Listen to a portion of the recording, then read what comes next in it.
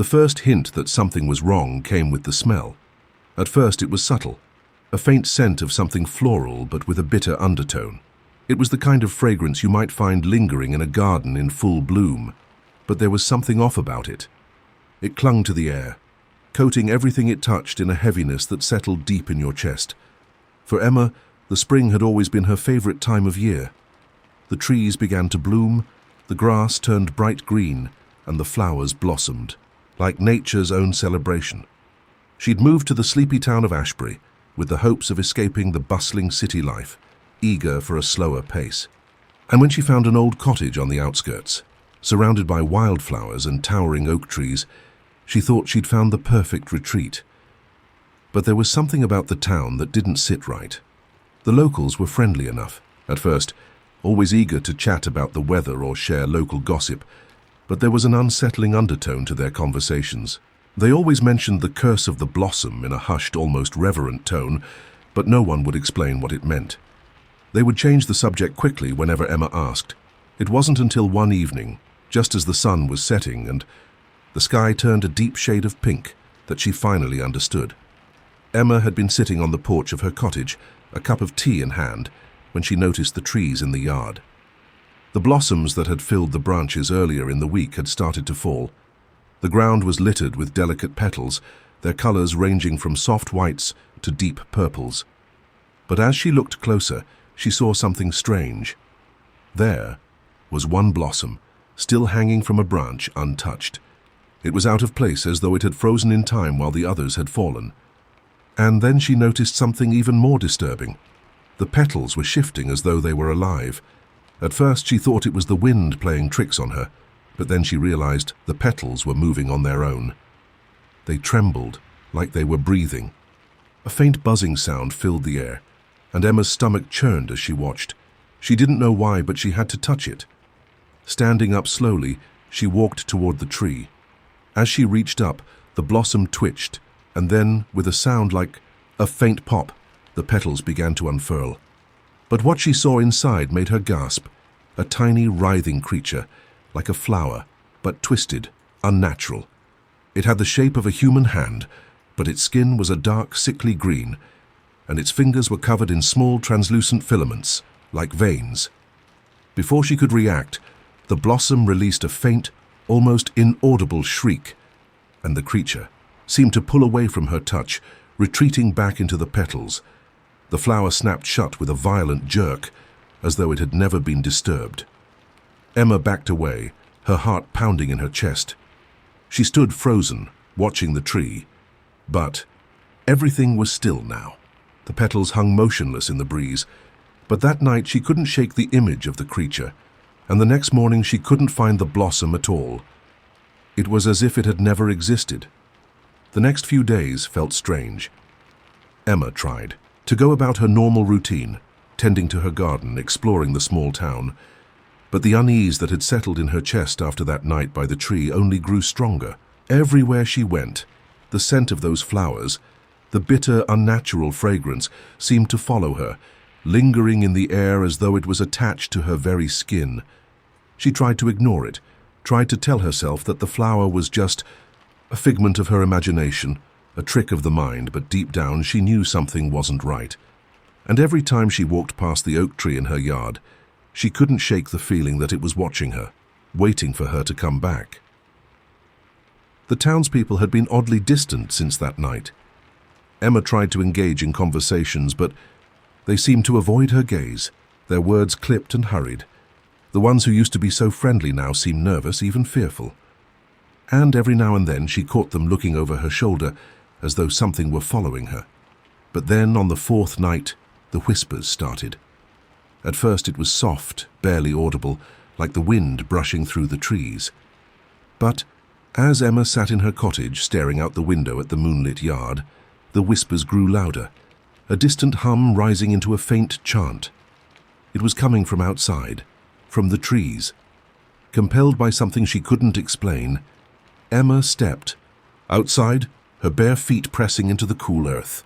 The air felt thick, heavy, and the whispers wrapped around her like an invisible thread, pulling her toward the oak tree. As she approached, her breath caught in her throat. The tree was alive, pulsing, its branches twisting and writhing as though it were reaching for her. The blossoms had returned, but they weren't just flowers anymore. They were larger, more grotesque, their petals stretching and curling like something unnatural. And in the center of each blossom, she could see the faint outlines of those tiny, writhing creatures. The same creatures she had seen before, their eyes glistening in the moonlight. The air around her grew colder, and the buzzing sound intensified, filling her head until it drowned out everything else. Her vision blurred as the creatures inside the flowers began to move, stretching their limbs and pulling themselves free from their delicate prisons. Emma froze. She couldn't move. The whispers were now clear, as though the very tree was speaking, to her calling her name in a low melodic tone. But the words weren't words at all, they were commands. And for the first time Emma understood. The tree wanted her. A hand, slim and pale, emerged from the base of the trunk, its fingers long and delicate, like the branches of a vine. It reached toward her, and Emma stepped back. But her feet wouldn't move. She couldn't run, she couldn't escape. Then she felt it, a sharp, burning pain in the palm of her hand, like something was pulling her toward the tree. She looked down to find her hand surrounded by dozens of tiny flowers, their petals opening up and wrapping around her skin like tendrils, pulling her closer to the tree's gnarled bark. The buzzing sound intensified as the creature inside the flower unfurled, its twisted form now visible in the dim light. It was a human-like creature, but its skin was rough and scaly, its face elongated with dark, hollow eyes that seemed to suck the light from the air around them. It let out a low hiss as it reached toward Emma's face, its fingers sharp and clawed. She screamed and struggled, but the flowers held her in place, the pain in her hand growing stronger with each passing second. But then, just as the creature's claws grazed her skin, the world around her seemed to shudder. The earth beneath her feet trembled, and the tree groaned, its branches cracking and twisting in unnatural directions. The air turned cold, colder than she had ever felt. And then, a voice. Not a whisper, not a hum, but a voice. Let her go. It was a voice that didn't belong to any human being. It was deep, ancient, and it came from within the earth itself, as if the land was speaking. The tree froze. The creature froze. The blossoms all stopped moving at once, their petals curling back, retreating as though they had been ordered to stop. The tendrils around Emma's hand loosened, and she pulled away, stumbling backward in shock. The tree groaned again, its bark cracking as if it were in pain. And then, like a burst of wind tearing through a fragile leaf, the flowers fell, and one by one, their petals scattering to the ground like dust. Emma collapsed to her knees, gasping for breath, her heart pounding in her chest. She looked up, expecting to see the creature still looming over her, but it was gone. The tree was still, its branches hanging limply. The whispers were silent. The air had cleared. For a moment, everything was still. It was as though nothing had happened at all. But when Emma looked down at her hand, she saw something that made her blood run cold. The mark. A series of tiny, intricate flowers had begun to bloom across her palm, their petals dark and twisted, as though they were growing from the inside out. The creatures that had once been hidden inside the blossoms were now alive, not in the flowers, but inside her. The curse of the blossom had taken root, and Emma knew, deep down, that there would be no escaping it, no escaping it.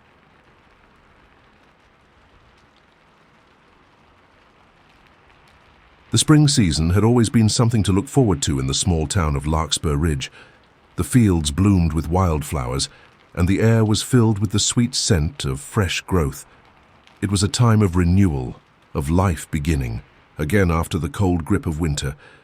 But for Maya, this particular spring would bring something darker, something that would haunt her forever.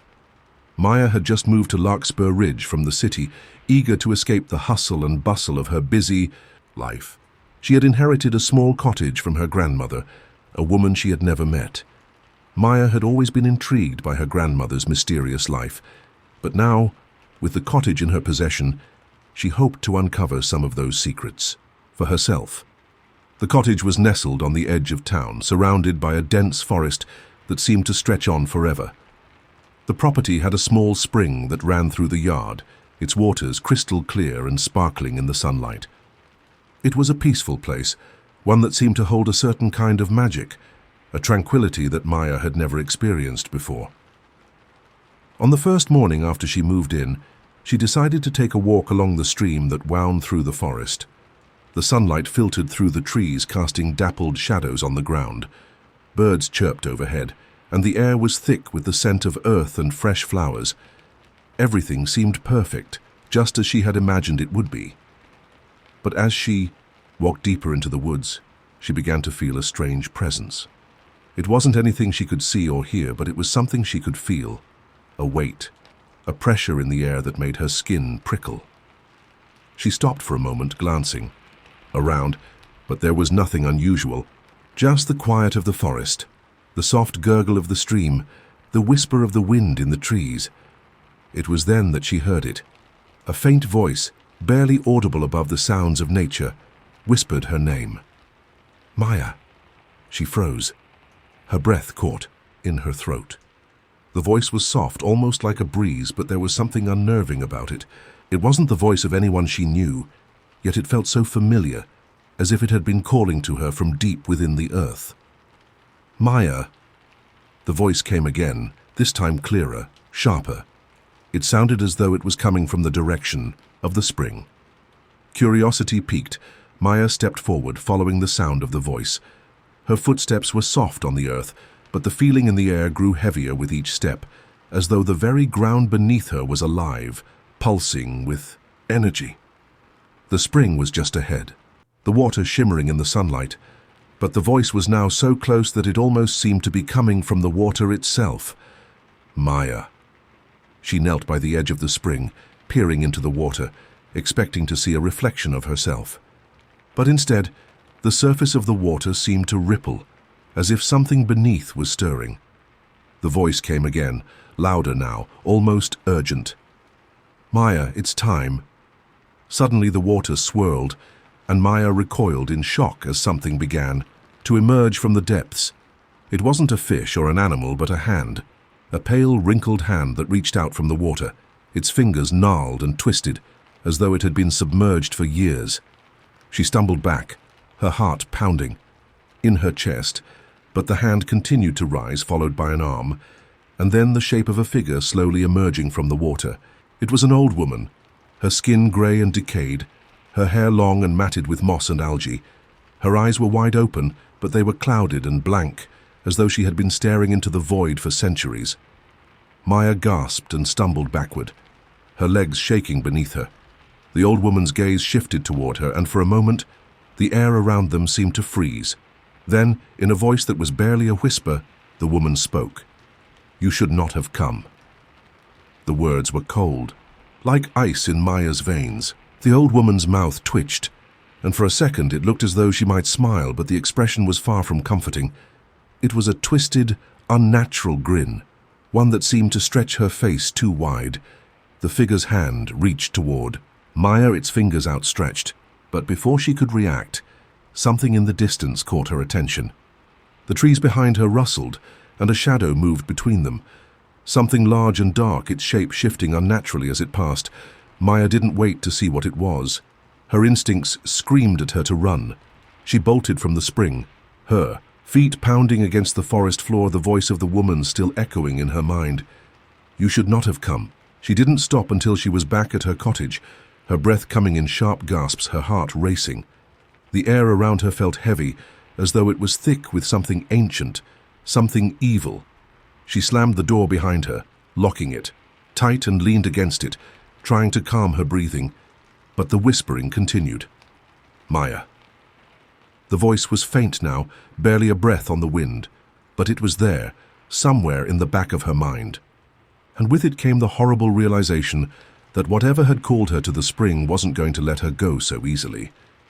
Maya spent the rest of the day in a daze, her mind racing with thoughts of the old woman and the hand that had emerged from the spring. She couldn't shake the image of those clouded eyes, the twisted grin, the feeling of something ancient, dark and powerful, that lingered in the air.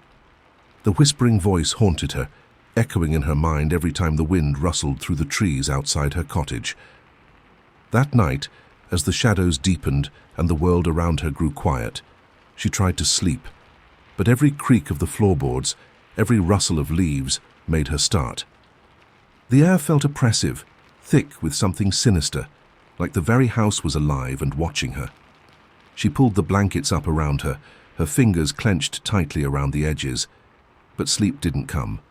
She lay awake, eyes wide open, staring at the ceiling, unable to shake the feeling that the whispers were getting closer. It was nearly midnight when she heard it again.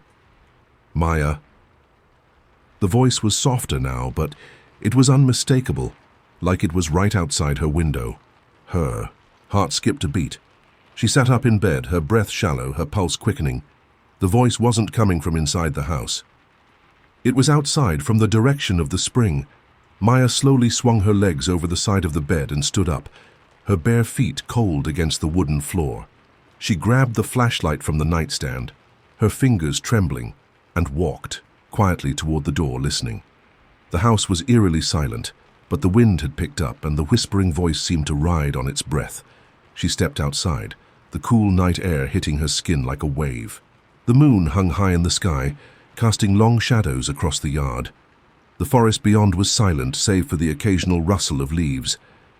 Maya swallowed hard, her mouth dry, as she made her way toward the spring. As she approached the water, the whispers grew louder, more urgent, like an insistent call. She froze when she saw it. The old woman, the one from the spring, was standing there in the moonlight, her long, twisted figure barely visible among the trees. Her hair was a tangled mass of moss, her skin a sickly gray. She was staring directly at Maya, her eyes wide and empty, and her mouth was moving, but no sound came from it. Maya's breath caught in her throat as she stepped forward, her legs shaking. The woman's gaze followed her every move, and the air grew colder with each passing second. "Why are you here?" Maya whispered, her voice shaky. The woman's lips twitched, and for a moment Maya thought she saw something like a smile. But it was not a smile of kindness. It was a smile that promised torment, a smile that spoke of things long buried and forgotten. "You should not have come," the woman rasped, her voice barely audible, like a whisper carried on the wind. Maya took a step back, but the woman reached out, her hand extending toward her. "You must understand," she continued, her voice growing stronger. "The spring is alive. It calls to you." Maya's mind raced. "What do you want from me?" The woman's face twisted in agony, her eyes darkening. "It's too late. For you," she whispered, her voice trembling with sorrow. "The spring has already claimed you. There is no escape." Maya's heart pounded in her chest as she turned to run, but as she did, the ground beneath her feet seemed to shift, the earth pulling her back. She stumbled, falling to her knees, and for a moment it felt as though the very soil was alive, clutching at her. The woman's laughter filled the air, low and haunting. "You can never leave, Maya. You are part of the spring now." Maya pushed herself up, panic rising in her chest. She fought against the earth, her hands clawing at the soil, desperate to break free. But the more she struggled, the tighter the ground seemed to grip her. The whispers grew louder, swirling around her like a storm, and then, just as suddenly as it had started, the earth released her. She gasped for air, her body trembling, and she looked up in shock to find the woman gone. The spring was still, its surface smooth and undisturbed, but the air was thick with an unnatural stillness. Maya staggered to her feet, her legs weak beneath her, and she stumbled back toward the cottage, never looking back. The whispers followed her, growing softer but always there, like a shadow she couldn't escape. She locked herself inside the cottage, the feeling of the spring's presence heavy on her chest. She felt as though the earth itself was pressing against her, suffocating her, pulling her into the depths of the water. It was as though the spring had marked her, branded her as its own. Over the following days, things only grew worse. The whispers never stopped. They followed her wherever she went, filling her thoughts, making it impossible to concentrate. The shadows in the corners of her vision grew darker, and at night she could swear she saw figures watching her from the trees, their eyes glowing in the darkness. Maya tried to leave the town, But the moment she stepped foot outside the property, she felt it. The pull, the tug of the spring. It was like a force she couldn't resist, a weight in her chest that made her feel like she was drowning. The townspeople began to notice too. They avoided her, their eyes filled with pity and fear. They knew what had happened, but they would never speak of it. No one spoke of the spring, and no one ever left the town. The curse of the spring was not something that could be escaped, no matter how hard you tried. Maya knew the truth now. She had become part of the spring, a part of something ancient and terrible that had been waiting for her to arrive. And no matter where she went, no matter how far she ran, it would always be with her. The whispers would never stop.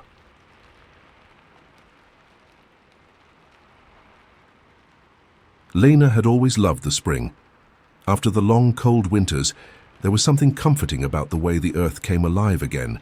The soft pinks and purples of the flowers, the fresh scent of the grass, and the gentle warmth of the sun on her skin. She loved tending to her garden, planting new flowers and watching the vibrant blooms appear as the weather warmed. Her garden was the pride of her home. It was small, nestled in the backyard of her cottage, but it was filled with every kind of flower imaginable, from delicate daisies to towering sunflowers. But there was one flower that she had planted with particular care, the tulips. They had been her grandmother's favorite, and Lena had inherited her love for them. Every spring, the tulips would bloom in bright reds, yellows, and whites, their petals shining in the sun. This year, however, something was different. It was early April when Lena first noticed it. The tulips, which usually bloomed in perfect symmetry, had started to look odd. Their petals were distorted, curling, in strange ways, and the vibrant colors seemed to have faded into dull, sickly shades of gray. At first she thought it might be the weather, perhaps a late frost or some kind of pest. But as the days passed, the tulips only grew stranger. One evening, as Lena sat on her porch, watching the sun dip below the horizon, she heard a faint sound. It was soft, barely audible, like a faint rustling in the wind. She glanced over at the tulips and froze. They were moving. Not the usual sway of the breeze, but something more deliberate. The flowers trembled, their heads dipping toward the ground as if they were mourning something. Lena's heart skipped a beat. She stood up, her legs suddenly feeling heavy as she walked toward the garden. The sound grew louder now, like a soft, almost imperceptible weeping. When she reached the tulips, she felt a chill run down her spine. The petals were no longer just curling or wilting. They were weeping, tiny droplets of liquid seeping from the edges of the flowers. The drops fell to the earth, but the flowers kept crying, their soft sobs filling the air. Lena's breath caught in her throat. She had heard rumors of strange things happening in the town of Amber's Hollow, tales of eerie happenings and whispers of old curses. But she never thought she would experience something like this herself. Her hand reached out hesitantly, and she touched one of the flowers. The moment her fingers brushed against the petal, a strange shock of cold surged through her body, making her jerk back in alarm. The flower shuddered, and the weeping intensified. She quickly stepped back, her mind racing. There had to be an explanation. Could it be some kind of fungus? Maybe an unusual plant disease?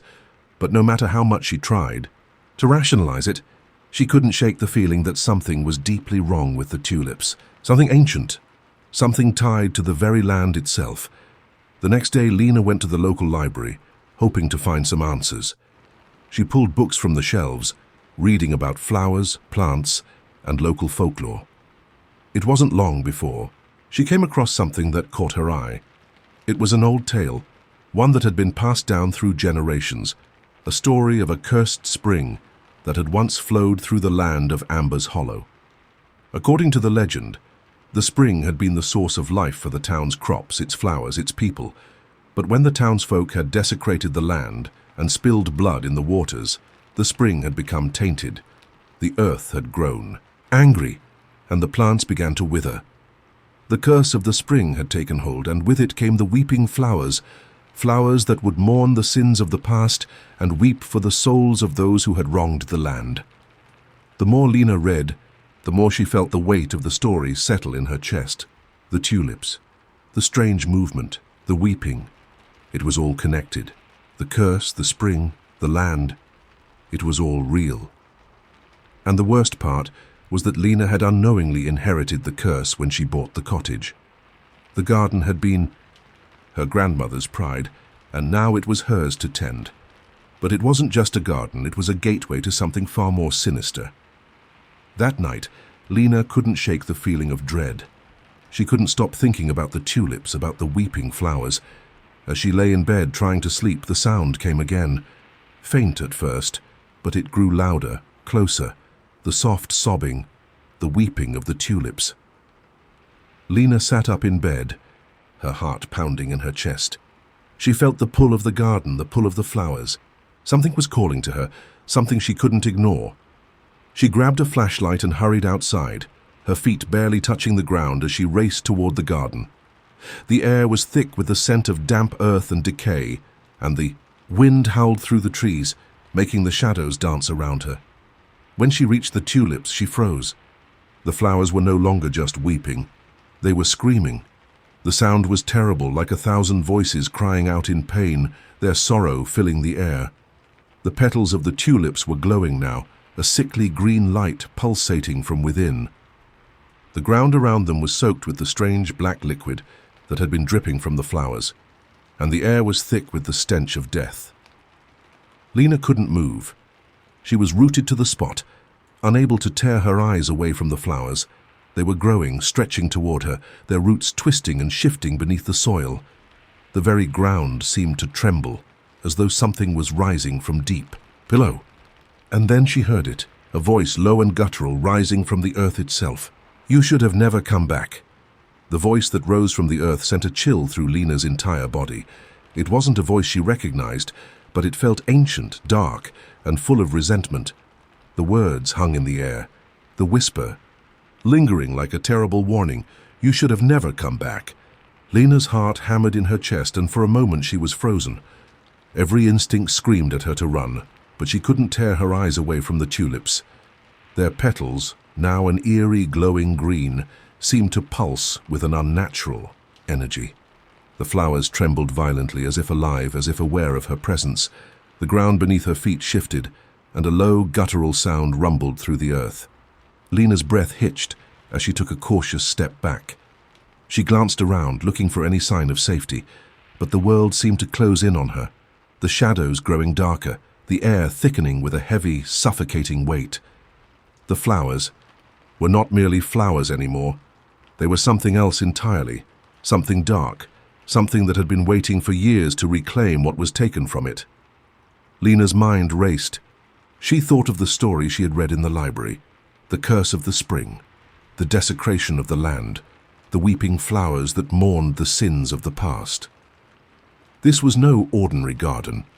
It was the manifestation of something ancient, something that had been bound to the land for generations, and now it had found a way to rise again. The voice spoke again, closer this time, as if the earth itself was breathing the words into her ears. "Leave this place. Leave it and never return." Lena stumbled backward, her mind a whirlwind of confusion and fear. What did it mean? Leave it. Never return. Was this the curse her grandmother had been a part of? Was she the one who had disturbed the land, unknowingly, unleashing whatever darkness had been dormant for so long? But as she took another step back, something caught her foot. She tumbled to the ground, her hands hitting the damp earth hard. The flashlight rolled from her grasp, its beam cutting through the darkness as she scrambled to get up. But before she could move, the ground beneath her trembled again, and she felt a powerful pull as if something was dragging her back toward the tulips. Panicked, Lena tried to stand, but her legs felt heavy, as though the very earth itself was holding her. Down. She looked at the flowers, their petals now fully open, their strange green glow casting an eerie light on the yard. The tulips had begun to twitch, their stalks twisting like serpents, reaching toward her, hungry, searching. "You cannot escape," the voice growled, deeper now, more furious. Lena's mind raced. She had to get away. She had to break free. Her grandmother's stories, the warnings she'd heard from the older townspeople, were starting to make sense. The land, the curse, it wasn't just a fairy tale, it was real, and it was claiming her. With one final burst of strength, Lena pushed herself off the ground and ran, her legs weak but driven by sheer terror. She didn't stop to look behind her, but she could feel the ground shifting beneath her, the whispers following her like shadows. The trees seemed to bend as she passed, their branches reaching out, their limbs groaning in the wind. It felt as though the entire forest was alive, watching her, waiting. She didn't stop until she reached the edge of the forest, her breath ragged and her heart pounding in her chest. She looked back toward her cottage. The garden was silent now, the tulips no longer glowing. But she knew that wasn't the end of it. The curse was still there. The whispering voice, though quieter now, still echoed in her mind, the words lingering like a poison. "You should have never come back." Lena collapsed onto the ground, her body shaking with exhaustion and fear. She had to leave. The land, the tulips, the spring. It was all too much for her to handle. But even as she sat there, the pull of the garden tugged at her heart. She could feel it in her bones, the weight of something ancient, something powerful that would not let her go. With a heavy heart, Lena realized there was no running from it. She had awakened something that could not be put back to sleep. The garden was part of her now, just as she was part of it. The land had claimed her, and it wouldn't let her leave.